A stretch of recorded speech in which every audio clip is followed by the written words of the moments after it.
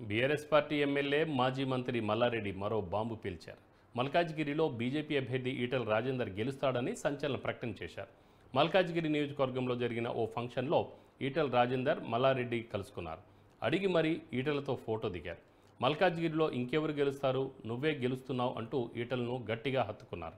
ఈ పరిణామం బీఆర్ఎస్ వర్గాలను షాక్కు గురిచేసింది. మల్కాజ్గిరి లోక్సభ నియోజకవర్గంలోనే మల్లారెడ్డి ఆయన అల్లుడు ఎమ్మెల్యేలుగా ఉన్నారు. మల్కాజ్గిరిలో మొత్తం 7 సీట్లు బీఆర్ఎస్ గెలుచుకుంది. అలాంటి చోట బీజేపీ అభ్యర్థి గెలుస్తారని బహిరంగంగా ప్రకటించడం చర్చనీయాంశమైంది.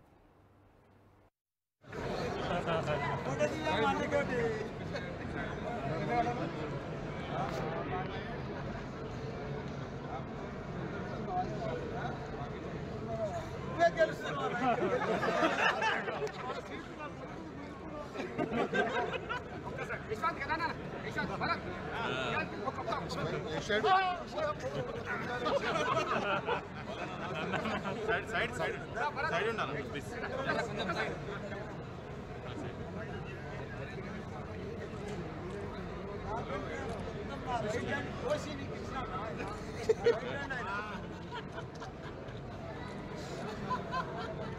అదే